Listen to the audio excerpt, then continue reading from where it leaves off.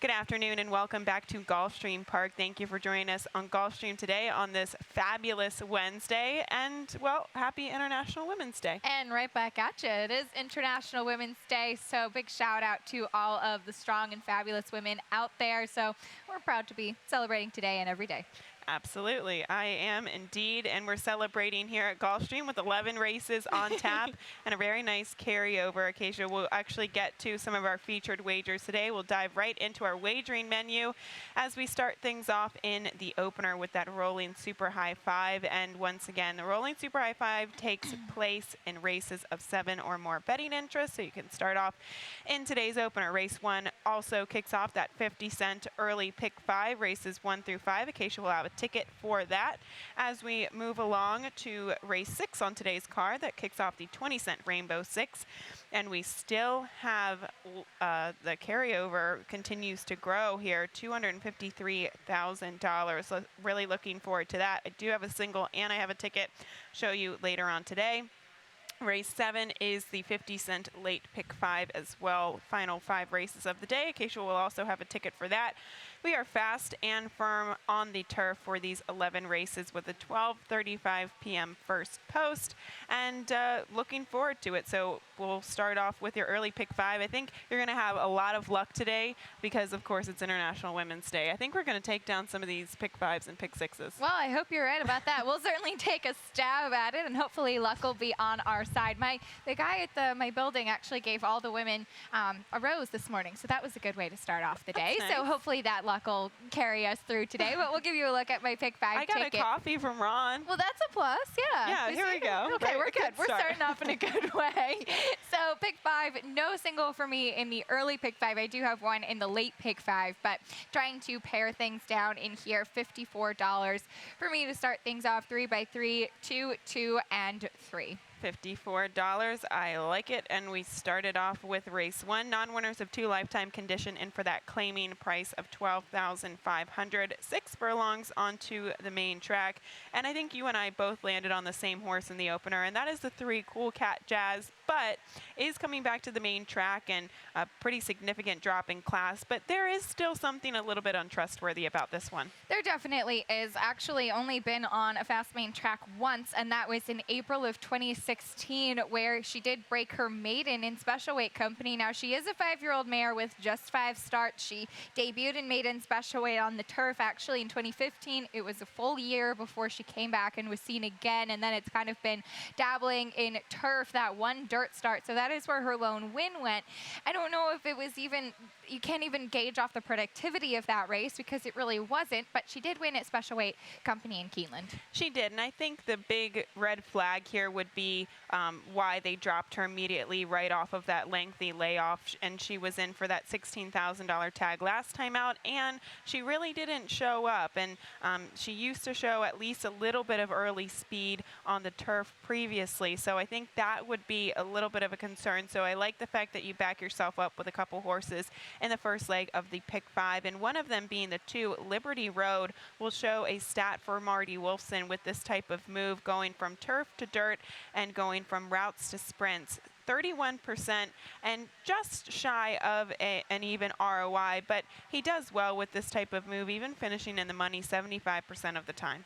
The obvious concern with this horse is that her only win, she's just 1 for 17 on form, did come on a sealed, sloppy track, so she definitely seemed to have an affinity for a track with moisture in it. Also, that was when she dropped to claiming company for the first time after facing maiden special weight company, so maybe it was a combination of both things, and she's been pretty consistent since in all of her starts against winners, except if you cross out that turf start last time out. My kind of issue with her is that she's been consistent, but she hasn't really been able to take that step forward with some really sparkling performances. 2 starts back, she did kind of, the comment is that she was bumped at the start. She actually kind of took a little left turn, I thought, and then was kind of wide early. She still finished 4th, so I use her in the exacta, but just couldn't trust her on top. And the 5 Make Me, first off the claim for Jane Sibeli, and Jose Ortiz is in the saddle. Always a feather in the cap here, but first off the claim on the dirt with Jane Sibeli and her horses that won last out. only 1 for 10 and an ROI of 28 cents. So it's really not the strongest angle for Jane Sabelli, and you have to wonder why the previous connections took that really significant drop there to the bottom, and if she can face winners and win for the first time here today. So there are a couple question marks with several of these horses in today's opener, so I think it's good to have some protection as we move right along to the second race. This starter allowance optional claiming event, 5 furlongs onto the turf, and we'll go back and show a spotlight replay of Starship Thor, who you and I actually both land on here too. This horse has been in excellent form, actually looking for the third win in a row, and he faced some horses that we're going to see later on today in actually even tougher company, and he got the win over all of them, and that's him, the number one, comes along the rail, kind of moves back over towards the rail. Nick Juarez seeing that spot, and he was really game with horses on the outside, still closing and trying to move on strongly, and he managed to pull away. And as I said, I do think it's some tougher competition than what he'll face today, though we do have some pretty solid runners in this spot, even a graded stakes winner in the likes of Dr. J Dove, but I think he's got a good outside post in here, and just thought he's the one that has recency on his side. And he's reliable, I thought. You know, he's a horse that always shows up. Look at his past performances in the past 7 or so starts. He's just always right there. And last time out, yes, he was game on the inside, but he was also very fortunate that the rail opened up for him. So, but I do think that he's in such good form because he's very versatile. You know, he can really find a good position in the race. He can send, he can stalk, he can sit wherever he'd like to. So he is the one that we both prefer. But the 6, Dr. J Dub, I would say that he's probably the most accomplished, and he's a graded stakes winner, but sometimes he's been known to kind of just run to his competition no matter what it is. He does. That's a good way to put it. And he's definitely got quite a bit of early speed. Now, in his past few starts, he hasn't really been getting to the front end. Now, we've seen Dubai Bob come off of that lengthy layoff and just be undefeated in his past 3 starts and going out to the front. I don't know what he'll do today facing tougher competition. Blings Express certainly has quite a bit of early speed, but that's been on the dirt, not on the turf. Whereas Dr. J Dub, he is strictly a 5 furlong on the turf sprinter. I do think he's more effective on the front end. And last time he seemed to kind of recapture some of his prior form a little bit. He did finish second, but I thought that it was one of his recently better performances. And he, like I said, he's probably got the most back class of the field. The 2 Little Baker is stepping into, I think, tougher company than what he's faced, but he did manage to actually win or beat Allowance Optional Claiming Company actually back in the summer. And I think that race, comparable to today's field, was a little bit less in terms of competition. But he's another one that's tactical. He's coming off of a win last time out. So I thought that he could be another alternative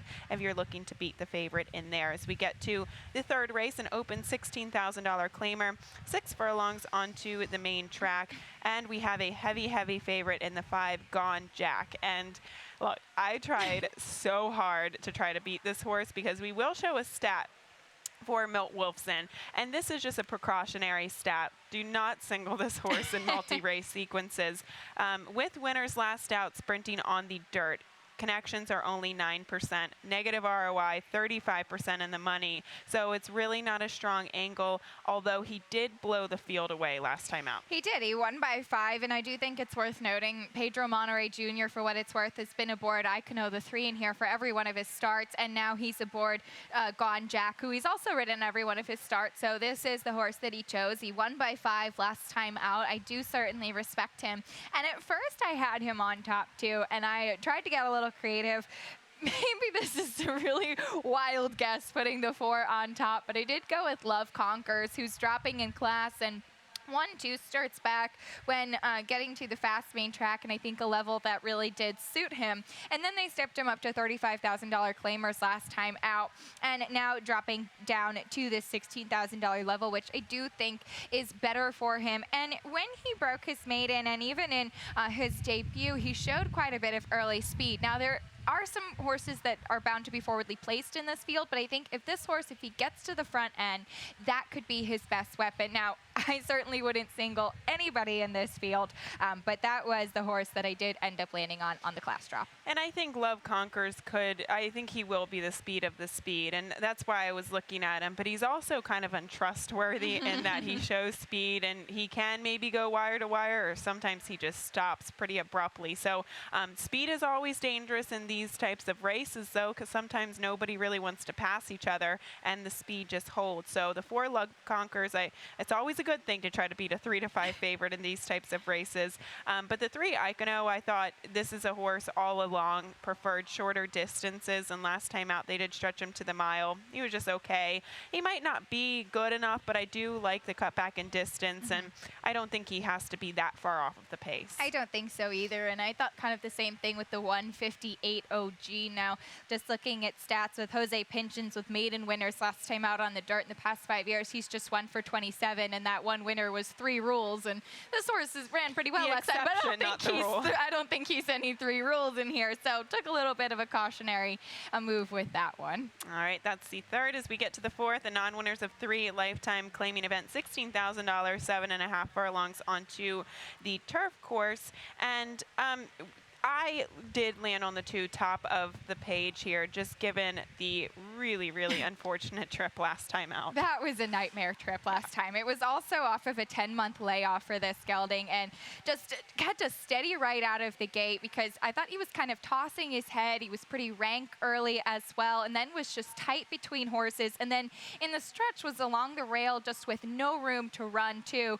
and had to tap the brakes a couple times. So I know it was bad on paper, but I'm going to give him another try as well. It was just bad. It was just bad all over the place. He checked so badly at the just before the quarter pole. He was in tight at the half-mile pole until it passed the finish line. I don't think that you can hold him accountable for his last race.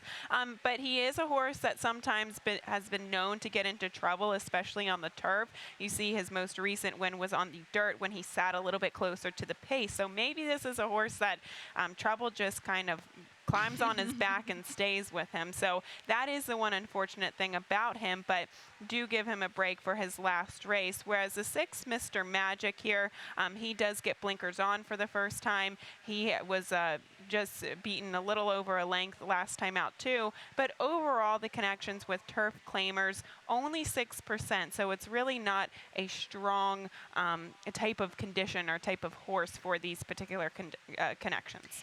And at the end of the day, claiming off Todd Pletcher is never going to be an easy feat anyway, and I thought he ran fine last time out, so I do respect him in here. Also threw on the number 5, All Hundreds, who cuts back in distance a bit.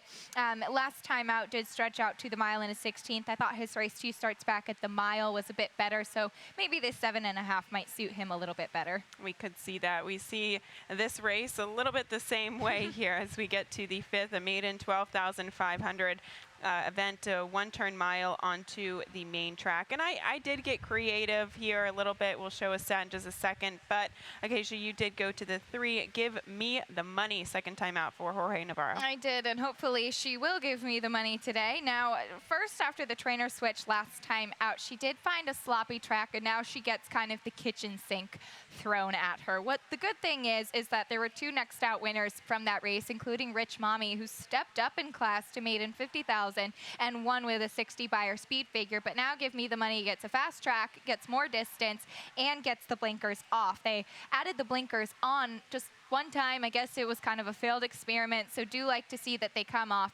What does concern me is the drop in class now that she is getting to a fast main track, but just again, wouldn't single her in here as we close out the final leg of the pick 5, but just thought she might be the most logical one. She definitely is the most logical one. I didn't like her races even at Hawthorne, and she was obviously running against Maiden Special Weight Company, but overall they're really slow races. You look at the the buyer speed figures in comparison to the field that she faces today, and they're just okay. So I don't really know how much of a drop in class it is. She might have not liked the conditions of the track track last time out. She could improve off of that, and she could maybe sit a stalking trip under Javier today. So there are a lot of things to like about her. But I did go to the 4 Fancy Chance as an alternative here for Alan Mirage. We'll show a stat here for the connections on the dirt, stretching out from sprints to routes, which is what this horse is doing. And 33%, kind of a small sample size, but they actually all run relatively well, a positive ROI of $3.05.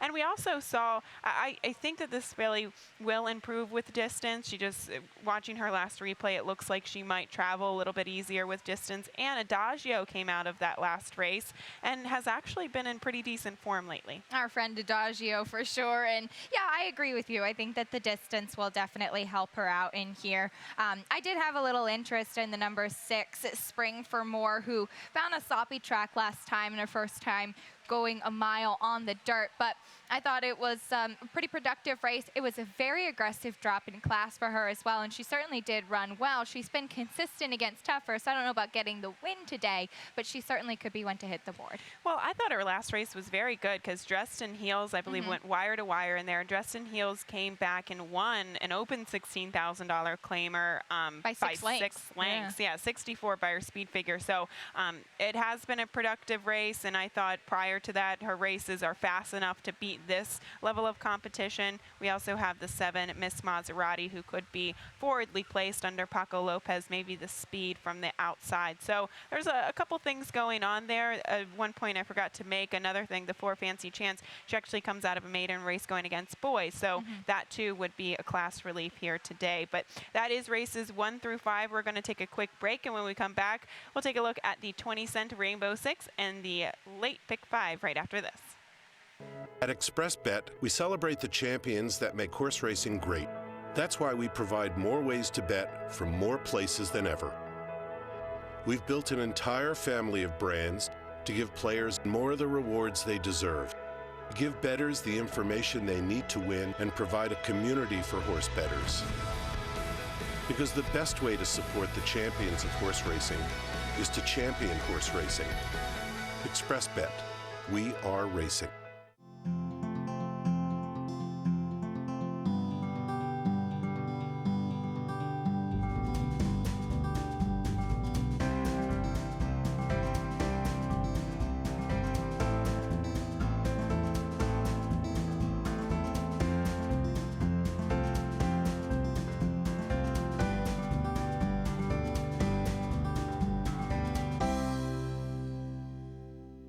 Welcome back to Gulfstream today, and happy International Women's Day. Hopefully that gives me a little bit of luck on my 20-cent Rainbow 6.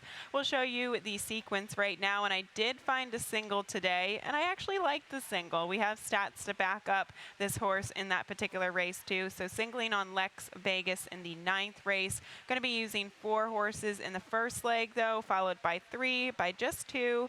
That single in race 9.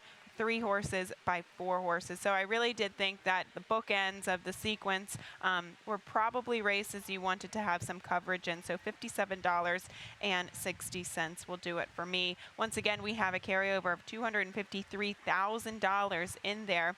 7.5 furlongs on the turf for this maiden claiming event. And we do have a scratch of the 2 in here, but I thought it didn't really impact the rest of the field. The 7-2 Stormy really does look like the horse to beat in here. The blinkers go on, first time gelding. There's a lot of different things going on. I try to find a stat to kind of see the confidence with this type of move here, but first time blinkers on the turf with maidens, 2 for 4. You can't really have a lot of confidence with that stat. I saw that same stat, just kind of hunting around for anything, but do like to see him coming back as a gelding.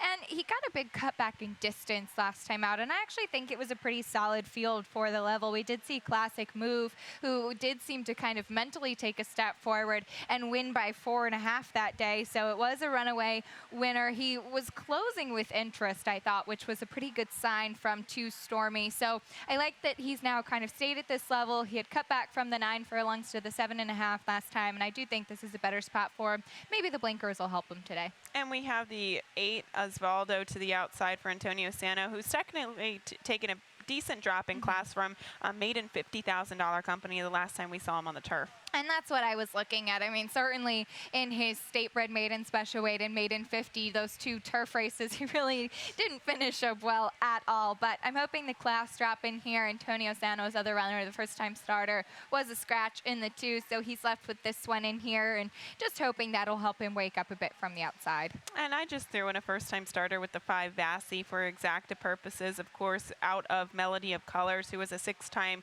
winner at Turf Sprint. She made over $340,000 on the turf, so there's a little bit of turf pedigree on the bottom side as well. As we turn the page to race 7, kicks off the 50-cent late pick 5. Let's see your ticket. All right. Well, hopefully International Women's Day really does help us out, because I have the same single as you today, singling on Lex Vegas. I'm just using 2 horses to start things off with Concealed with a Kiss and Eskin Lady. Those really hard-knocking fillies and mares here in the 7th race. 3 horses in the 8th. My single will be Lex Vegas, and hopefully he will carry us through today. Then 4 by 3, $36 today.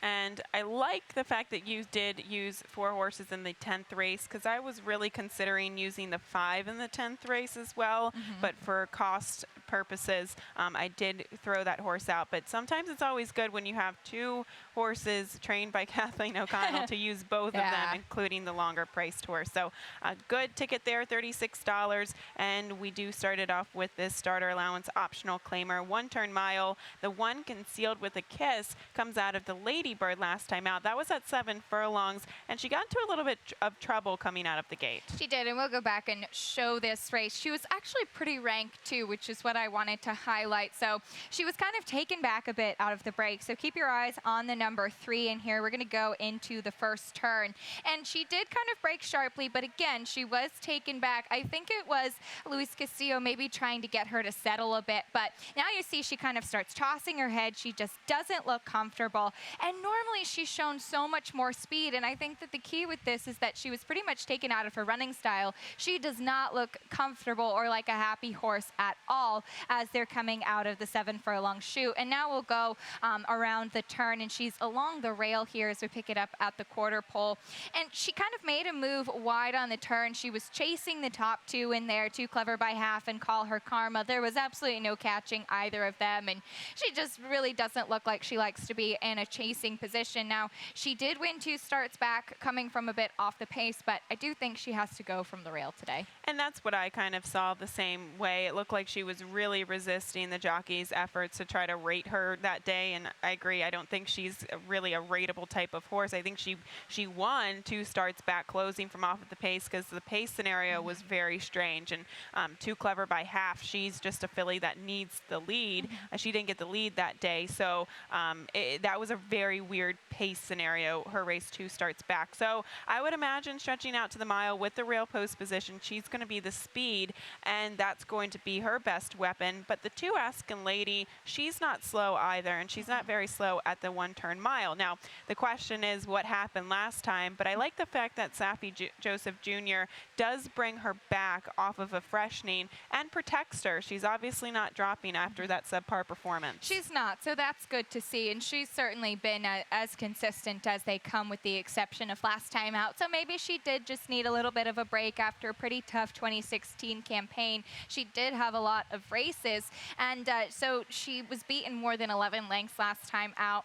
It was against some of these hard-knocking types that she'll be facing again today. So now she comes back, but I thought her race in the Glass Slipper a couple starts back was huge, and that's why I used both of these horses on my pick 5 ticket. I really like a long shot in here. I didn't have the guts to pick her on top, but the 4 Tormento de Oro, maybe she's a horse that really just has gone bad in her last 2 starts, but look at the competition. She faced 2 other than Allowance Company last time out, Grade 3 Company in the Rampart, but prior to that, she actually won the Glass Slipper on Claiming Crown Day, so I think you have to look past her last 2 races. She's facing the right level. You just always have to wonder whether or not she is one that, or her last 2 races have maybe taken a toll on her. But at 15-1, I like her. She's a 4-time winner at the distance, 6-time winner here at Gulfstream. So a fun way to kick off the pick 5 as we get to the 8th race, the final pick 4 of the day.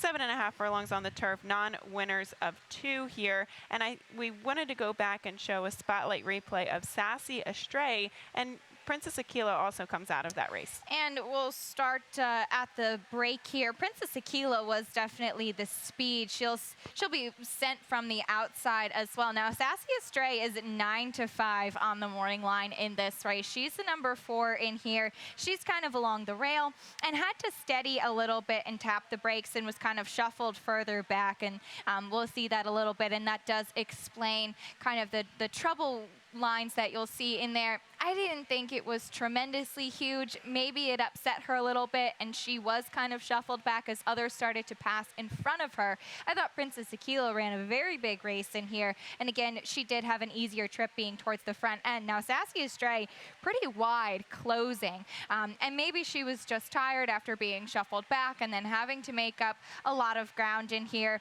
I thought it was a fine race, but certainly couldn't trust her after being the favorite that time and now being claimed, and probably will be the favorite again.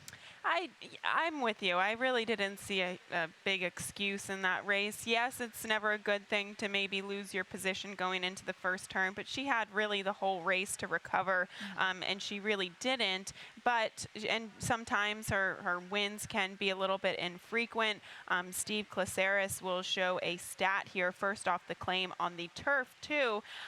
Just 11%, a negative ROI of $1.20, 49% in the money. So it is a bit of a negative stat, obviously a negative ROI, and we both kind of don't really like her last race. So at 9-5 on the morning line, I do think that she's a vulnerable favorite. Whereas the 4 Princess Aquila, thought she ran a huge race last time out, and I think Edgar Zayas finally figured out that she actually is a horse that prefers to be closer to the pace. And even if you look at when she broke her maiden, she showed a lot more speed going there. So I do think that she's more effective on the front end.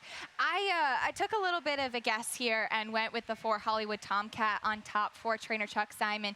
Last time out, she did win, making up ground. And I think that she, conversely, is one that likes to come from off of it, because 2 starts back, I think that she maybe moved a little bit too early, and that did cost her the race there. She's been working really sharply in the Palm Meadows turf course. Of course, the guess is if Princess Aquila gets alone on the front end, then that's going to be good for her. I did think Lady Lighty would show some speed from the inside too, so hopefully that'll give Hollywood Tomcat something to run at. And I guess the concern is, how long she did go before breaking her maiden, but she's been in very good form since getting into the Chuck Simon barn, so she could just be a different horse now than what she was. We'll get to the 9th race, 5 furlongs onto the turf for this allowance optional claiming event, and the kind of lukewarm favorite on the morning line is the 5 Lex Vegas, but this is where your single and my single come into play, so let's hope we get this one home. I hope so too, and we showed that spotlight earlier of Starship Thor. That's actually the same race that several horses in here do come out of. Lex Vegas was second in there, and this is a horse that's just been in very good form, and we know that Brian Lynch does do very well with his turf sprinters. And we'll show you a stat to back that up, with horses finishing in the money last out in turf sprints and coming back and winning. 6 for 14, 43%, a positive ROI of $2.59, finishing in the money 79% of the time. So I think you can have faith in this horse. I was a little bit suspect of them trying the turf with him, but it looks like he's really liked the transition. He's also sometimes a quirky horse in the afternoon. He tends to get really hot, so I'm going to be kind of paying attention to that. But the 6 Ribs in the house, he's a horse that I think prefers to be on the lead, and I believe we wanted to go back to the 30th of December and show his last performance. And we'll show this race. Now, I do think he's the main speed danger in here. He was coming from behind the pace. He did finish ahead of Partly Mocha, who went on to win 2 stakes in Houston with 92 and 90 Beyer speed figures after that. So he's coming out of a good race. Divine Warrior really just had everything his own way. It was kind of an odd move there where he did have to tap on the brakes. I don't know if that was rider error or from him. He did end up fading a little bit, but wanted to point out in this that he does prefer to be on the front end. The other main speed horse in this race, it seems, is Zeus Odin to the rail, and he's going to show some speed. I just don't think that he's at the same level of the other horses in here. So if Rose on the House does get the jump on him and does go out to the front today with Luis Saez in the saddle, he could be dangerous. He could be breathing down the one's neck really the entire way around there. And I agree. I think Ribs in the House is just a much better horse when he's on the lead. He doesn't look like he wants to make up too much ground. Lex Vegas isn't that slow either, so I do think that probably the best approach would be to maybe sit behind Ribs in the House and Zeus Odin to the inside. So a good replay there with the 6 Ribs in the House. Just doesn't look like he really likes to close there. The 3 Grand Sky, though, we're talking about several horses who should show speed. He is one that will be closing from off the pace. I like him better at 6 furlongs than 5. I think he needs a real pace meltdown in front of him in order to win at this distance. He does, and that's kind of why I took a little bit of a pass on here today. He just doesn't have any early speed. He will be coming from off of it, and I do think that last time at the 5 furlongs, he did just kind of run out of real estate. We'll get to the 10th race, the first half of the late daily double on this 11-race program, 6 furlongs on the main track, and we wanted to go back and show a spotlight replay of a whole bunch of horses coming out of the same race. There are 4 coming out of this race, but we're going to highlight the top 2 in Who's the Lady and Easy's Mistress, because it really did end up being just a 2-horse race. Now, Who's the Lady got to the front. O'Candrita, who did actually end up passing. She was finishing a little bit further back in there, but you see Who's the Lady out in the front, Easy's Mistress closing behind her, and then the 2 of them just end up pulling away from the rest of the field. We did also see Truge come out of there and Working Carol K as well, but obviously you can see it ends up being just a 2-horse race in the front there.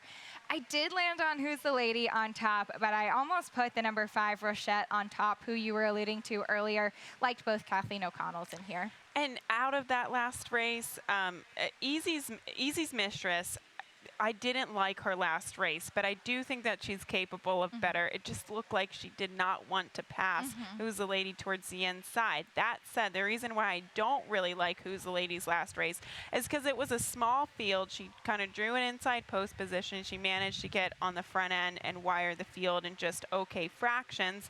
And I don't know if she's going to get the same setup today. You'd have to think that either she has to she's probably not going to take back because she draws the rail at 6 furlongs, but she should get some pressure to the outside, and that was my concern with her. So I went with a horse that I thought could sit a really good trip, and yes, she is coming off of a layoff, the 3 to Nina, but I think the race sets up for her, and we also saw horses coming out of her last race actually do okay. Devilish Romance, recently she was 4th and a starter optional claimer, 68 by her speed figure, so horses have since improved since then, and she beat that field by 6 3/4 of a length. She did, and it is worth noting, I took a hard look at her, that she debuted in state-bred maiden special weight types, then went to open maiden special weight and won by those open lengths. Of course, the concern being that she hasn't been seen since August. She's coming off that layoff, and she does have to back up that really explosive maiden victory with that time off. But going to the other Kathleen O'Connell